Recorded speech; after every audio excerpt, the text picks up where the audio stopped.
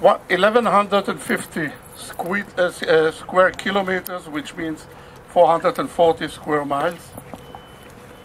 The plateau, most of the Golan Heights is a plateau, about 65 kilometers length, which is 40 miles only. And the width is between 12 kilometers, 7.5 miles, to 25 kilometers, 16 miles. That's the Golan Heights. This is very important to understand and try to go together with me to the story of the fighting in the Golan Heights. We should remember that the IDF took over the Golan Heights between the 9th and the 10th of June in '67. During the '67 war, the Syrians intensified their shelling of the kibbutzim, which are on the eastern part along the Galilee Sea. And it became so terrible that there was no other choice but to try and get the Golan Heights to stop the shelling. We lost there a lot of soldiers, many soldiers. Heavy fighting. This was in '67. Now we are coming to '73. You heard yesterday about the fighting in the south, in Sinai. I'll tell you my story, my personal story, in Yom Kippur War. We are now 2 days before the ceasefire 40 years ago. The war started, as you know, at the 6th of October at 1:55, and I think that I should go a little bit back. I was a part, there were two called brigade or divisions of tanks in the Golan Heights. One was the 188 and one was number 7. The 188 was a tank division that was permanently in the Golan Heights, and they were in the front holding the position and actually had the task of stopping the Syrians if they decide to start war. My division, number 7, was actually a division that was under the headquarters of the IDF and was transferred once in the south, once to the east, to the Jordan border, and once to the Golan Heights, wherever a mission was. Half a year, 6 months before the October War, Yom Kippur War, we were in Sinai training to help crossing the Suez Canal. Actually, we were the experts of doing it. Pulling a bridge, a roller bridge that was developed in Israel secretly. And I was the one that should have been the first to pull it, as a very, very young captain. And here you see, in Rosh Hashanah, we got an order to go up to the Golan Heights because it was a sort of tension. And somehow, people thought in the IDF, the commander thought that he should reinforce the people in the Golan Heights, the soldiers in the Golan Heights. So from Rosh Hashanah, we were there for 10 days. During these 10 days, we have prepared our small units. We were 7 tanks. In my small unit, 7 tanks, and they added another 3 ones, very young ones, young soldiers, on Friday, before the Yom Kippur War started. As a young soldier and as a young captain, I have never been in a battle before. I have never shot one bullet or shell during fighting, which means zero experience. But at that time, I was called number 1 in my small unit and was supposed to do everything that is coming up during a combat. There were rumors when the war will start. My commander was the one that was very sensitive, very tough guy. He was a captain, and now he's a brigadier in reserve. Was awarded after the war. And he decided that we are going to a war or something like that. He didn't know exactly what. So he asked me to give the order of going out to a war. Can you imagine it?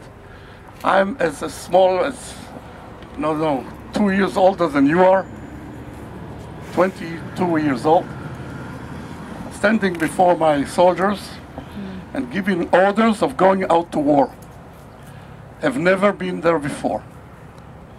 Now, we knew the Golan Heights. My unit knew the Golan Heights topographically. We knew it because we were there 3 months before, and we didn't spend, we spent most of the time learning always, all places, everything where you see from what exactly. So this was one of the things that helped us to do it as the unique in the whole IDF. We came in and came out with no casualties. No casualties. 2 very, very light wounded soldiers that didn't keep the safety orders. Now, 5 minutes before 2, I was in my tank, ready to go, didn't really understand what's going on, and I see airplanes coming from east to west. As a good Israeli Tzabar, Israeli born here, I was sure that these are our airplanes coming back from bombing somewhere in Syria. This was the only thing that I could think of. And they come over, and then I see something, a black tank, which was an oil tank. They are dropping. That's what I thought. It was a very big bomb, and after it exploded, came a terrible artillery shelling, which is something that is very difficult to transfer to someone who didn't see it. There was no 1 inch that was not burning in the Golan Heights. People that were where we are now, in Tiberias, in this side, saw the whole Golan Heights burning in flame. Now, practically, all the roads, because they are actually, the asphalt is made of oil, you know, everything boiled, everything was burning. It was terrible. It was like sort of fog, you know, the smoke. You couldn't see unless you know exactly where you are and exactly where you are going to.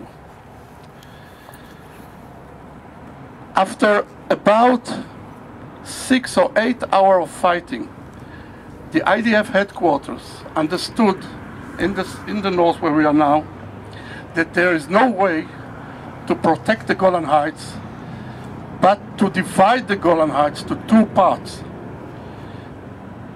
The northern part was under Division or Brigade 7, that I was part of it.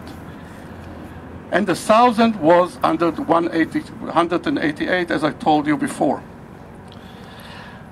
Now, Another thing to understand, the topography of the Ramat Golan is that there are only three passes that you can come through from east to west, or to go from Israel to Syria. One in the north, if you have been before, near Kunetra. One is in the middle, very near to a place called Chushnia or Alonei HaBashan, Kibbutz Alonei HaBashan, if you look at the map. And the southern part is in Lapid. So these are the three passes. So it was clear to all of us that the Syrian will try to penetrate through one of them or all of them. And we were looking where they are going to try and penetrate.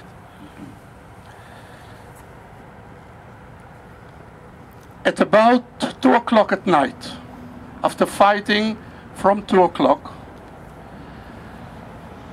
we were ordered to go a little bit north to the middle, exactly the middle of the Golan Heights, and try to stop tanks that are going and trying to come from east to west to Israel, to penetrate in the middle pass that I told you, and try to go north,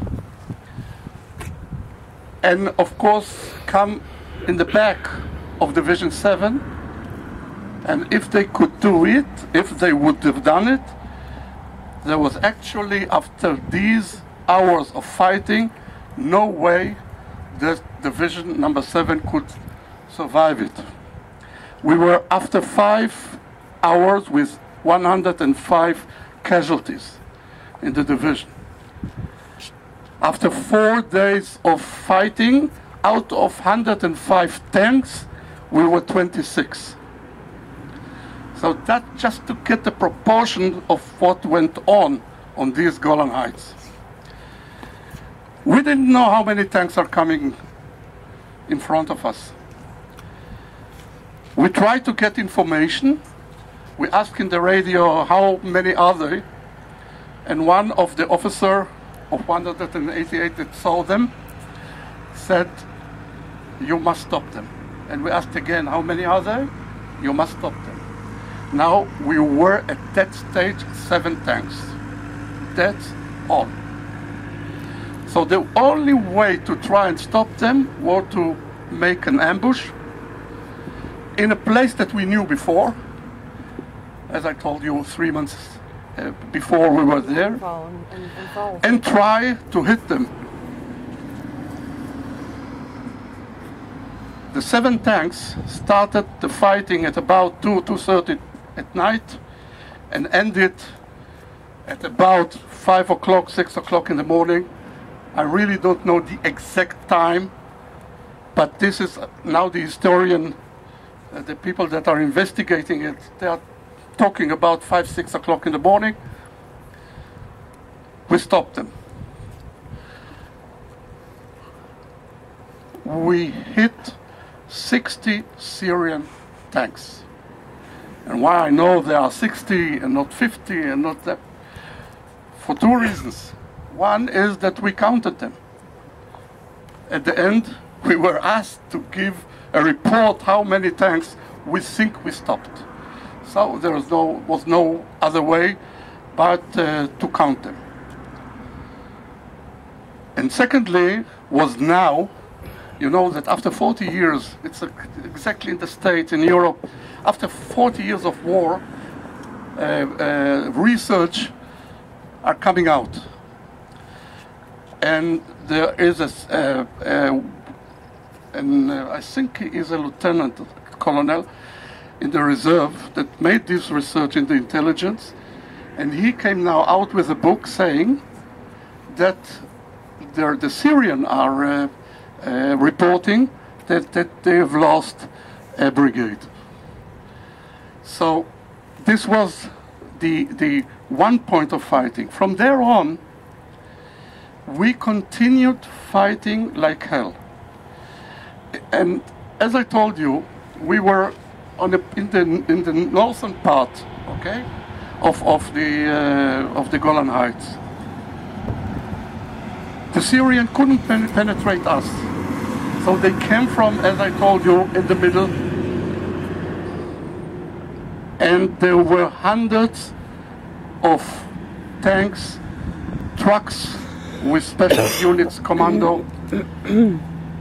We were fighting like, as in English you say, I think hand in hand, something like that, or face to face, of distances of 50 and 100 meters, which is crazy for tanks for sure. Because tanks are used to shoot to 1.5, 2 kilometers, not 50 and 100 meters. This is something that is quite unbelievable. After 4 days of trying to stop them, and after we have stopped them, was one of the nights that I do remember very well, because I had we have waited for the Prime Minister Golda Meir decision if we are going into Syria, yes or no. My unit, as you understand, was finished, I mean mentally. Couldn't make it anymore. This was the feeling. Enough. And in the middle of the night came the order that in the morning we are going to Syria and penetrating in the northern part of Syria. I was in the 7th tank that was penetrating, and we came up to about 60 kilometers from Damascus, which means that our artillery could shoot at Damascus without any problem. From that time that we penetrated, this was very quickly. I think the first night we were already in the eastern part that we got to. And from there on, we were waiting actually, could you imagine, I'm talking about the 10th of October, till the 23rd, to the ceasefire. And this is something that is also quite difficult to tell the story. From the mental point of view, it is very difficult, because you are staying in a place, you are ordered to hold it, you can't go back, and they are shelling at you like crazy. And we lost, of course, quite a lot of many soldiers from other units, not from my units, for my good luck. It was not only luck, because you could ask, and this is reasonable, that is, if the stories that I've told you now and the facts that I've told you now is true, how come? How can you go in with 7 tanks, added with 3 younger tanks, and coming out, bringing everyone back home? How come? So it was a combination of few things. First of all, most of the soldiers were soldiers that didn't go to commanding courses. They were 3 years in tanks and were very, very good, everyone on his task. That's number 2. Secondly, our commander was a crazy one. When I got to be, one of the brigade commander told me that I'm going to be with him in a unit. All my friends, the officers, said, "You're crazy, going to be with him." And I said something that I didn't understood yet. It was 7 months before, or something like that, before the war. I said, if to go to war is to go with him. He's a crazy one. He was a crazy one, but we survived. Discipline, discipline, discipline. No other good answer to the question how come we got out of it. Maybe a little bit of luck. I'm not, everyone believes, you should believe that something, you can't understand actually how it happened. But that's the way it was.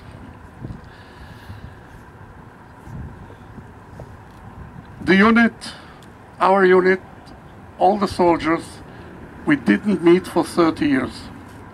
We didn't talk to each other. 30 years. No telephone, no what are you doing, no everything is well, do you have any problem, are you married, do you have kids, nothing. No contacts